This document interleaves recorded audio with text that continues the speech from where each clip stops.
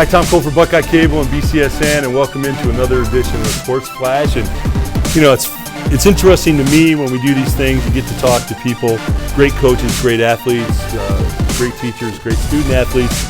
But I've got a guy that was kind of a hero of mine. I always admired goalies in hockey, and he's really a hero of mine, Mr. Ted Tucker from the Goaldiggers, the 75 champions, the Miracle on Main Street, Mr. Ted Tucker. Ted, thanks so much for being here. Thank you. Ted, you know, you've had an incredible career, 4 championships.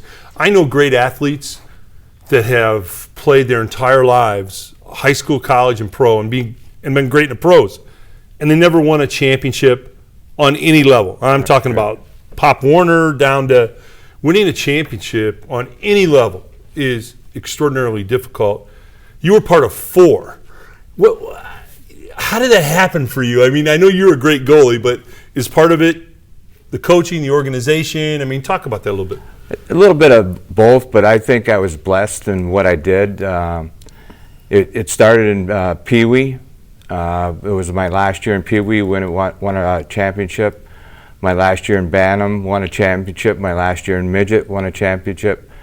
My last year in Junior, won a championship. My first year out of Junior, won a championship. First year in the IHL, won one. And my last year in Saginaw, won one. So it's a little of both coaching, the players you play with, and being lucky at the right time. You were such a, I love goalie. I mean, I always played basketball in high school and college, but I loved hockey as far as from the goalie position, because to me, the goalie's like the quarterback. You know, yes. You got everything in front of you. You see everything going on, and you kind of got to make plays at right times. Right. What is the best, in your opinion, Ted, as a great goalie? What's the most important skill that a goalie has to have? If you had to put it down to one particular thing, what would you say? Wow, that's a tough one. You have to read the play coming down on you. Like see where it's gonna be. Yeah. Is that part of it? Correct. And I was a vocal goaltender. I talked with my defenseman coming down, saying, "I got this guy," or "That's your guy." I'm letting them know where the puck's at when their back is turned to play. It's a little bit of everything, but Wayne Gretzky, a good example. He said he could see the whole ice, and a goalie has to see the whole ice, because he could be focused on a play over here, but over in the side over here, there could be a player coming in. It's a sixth sense. You gotta have a feel for it. You know, being a great goalie that you are, and it is being a quarterback. What did it mean to you when you watched the Olympic hockey? When you watched Jimmy Craig in goal? Because you know what it takes. You know that pressure comes on you. You know, right. And to watch the kind of hockey that he played in goal in the Olympics, because I mean, he was good. He was obviously very good, but he played maybe 4 or 5 levels above. Right. You know, what did it mean to you when you watched that performance? You get into a zone. Okay. All goalies get into a zone. It'll be where that puck will look like a little pea and you're letting everything in. And then that puck, it's the same size, but it looks like a basketball. And it's slow motion. You can see it. Yeah. Yeah. And he was in the zone. He was there at the right time. That was a miracle. Talk about the Toledo miracle. Yeah. There's the miracle right there. Yeah. And Mike Ruzioni, he played here and scored the winning goal against the Russians. Yeah, Mike's a great guy. I've interviewed Mike. He's a terrific guy. Coming off the bench, and you know how good is it? And he's still pushing that goal. Yeah. He still is. Well, all right. Let's go to the miracle on the main street in '75 with the Goaldiggers. What I don't get, Ted, is how does an inaugural team? That was the first year, right? Correct. An inaugural team doesn't win anything. You normally get the bejeevers beaten out of you, and you figure it out, and then a couple of years you put it together. Right. Was it a cast of characters that somehow came together because there were a lot of different parts? You had Murder Incorporated.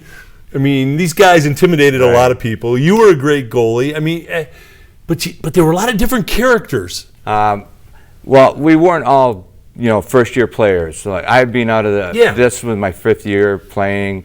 The guys that came from Charlotte, Willie, Paul, Dougie. Trognitz, Yeah, they came. Doug Mahood. Yeah. Michelle Larendau and Yuri, they came from Saginaw that year. Right. And he got a nucleus, and then he made two big moves at the end.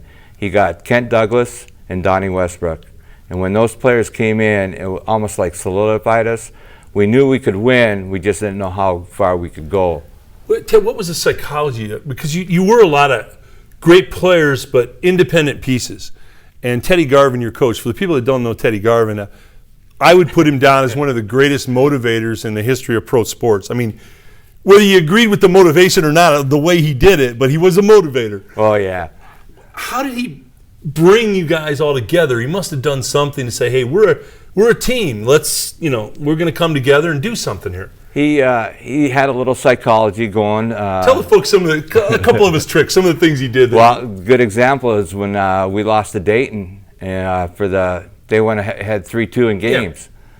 He brought us on the ice, lined us up on the goal line, and stood at the blue line, called a couple players up there. One was Kent Douglas, said, okay, these guys are champions. What have you guys won? Right. He goes, you quit on me, I'm quitting on you. Okay. He walked off the ice, went up and sat in the stands and laughed at us during practice. And we ran our own practice. Right. And he's laughing at us.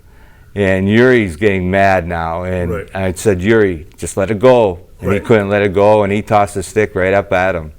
I mean, so he would get you, he'd push the buttons. He knew the buttons to push. He knew what buttons to push, correct. Yeah. And from that game, we went to Troy, beat them there. Or no, we won the sixth game at home, and I didn't have good luck against Dayton, but I won that game, and then Pierre played the seventh game in Troy and stopped the penalty shot, and it was history after that. Ted, why do certain goalies not match up against certain teams? Because you're a great goalie, and I know Dayton was always a struggle for you, right. But you played great against Saginaw. Right. Right. So how does that happen? I mean, how do those matchups occur? It's just it's psychology. Okay. I don't know. You get a mental block. You might have got beat, but I enjoyed going into Saginaw for some reason, playing right. there. And Pierre, he struggled in Saginaw, but was great at home. So Teddy knew how to work us, and you don't see that too often now. You just see one goalie running the whole. Do you think that's a better way to work the goalies, Ted? The way Teddy did it was great. Coming into that, it was almost like a one goalie system, but Teddy knew how to play us. Yeah. And he knew when to play us and whatever. Even if we had a shutout, we weren't guaranteed playing the next game, and Pierre and I would look at each other saying, it's your game. And he goes, no, it's your game. And, right. But Pierre was one of the best goalies I've ever played hockey with as a goalie. He didn't care if I played. I didn't care if he played. We just had respect for each other. It wasn't trying to, I want to beat you out or you want to beat me out. Right. Ted, you're a humble guy. You wouldn't say this, but you're a legend in this community in hockey, and you've spent the rest of your life here after the championship and worked here and lived here and raised a family in the Bedford community, I believe. So you've been part of the Toledo community, and people still come up today and talk to you about the championship, talk to you about the Goaldiggers. That's unusual. For people to remember, we're going back 40 years. For them to recognize you, for them to want to talk to you about it. I mean, people move forward, and it's been something that's been ingrained in this community. What does that mean to you? You don't know how to really embrace it. It's like very emotional. Yes.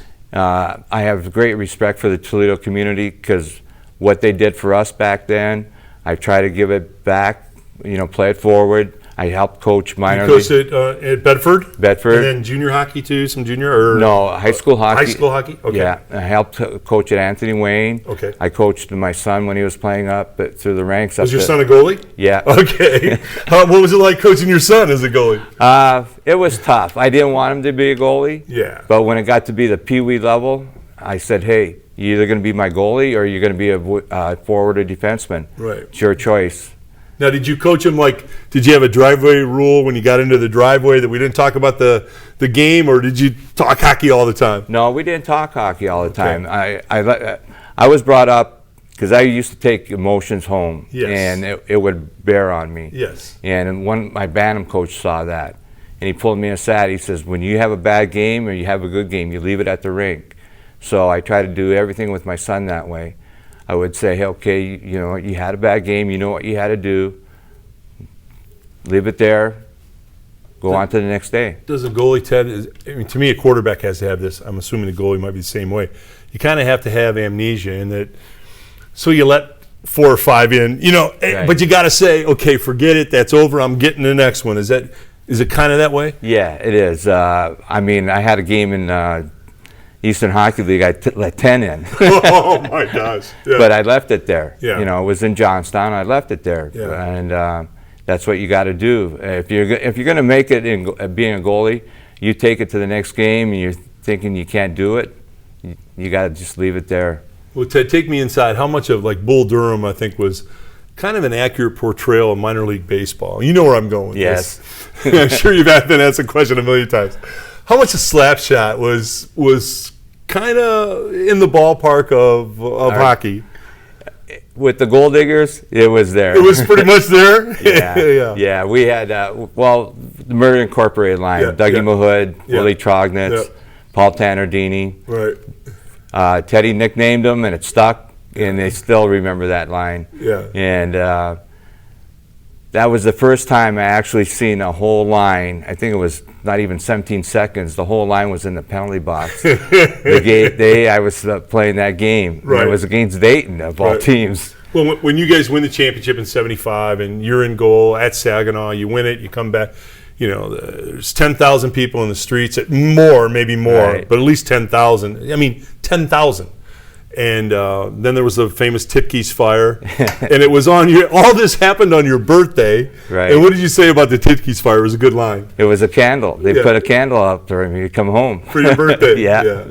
Well, Ted Tucker, I think legend gets thrown around a lot, but in your case, you're a living legend, and we're so honored that you chose to stay in our community and raise your family here because you are truly a hockey legend in Toledo, and we sure enjoyed having you on the Sports Flash. Thank you, Tom. Pleasure being here, always. You are Mr. Goalie. Thanks so much, Ted. Thank you.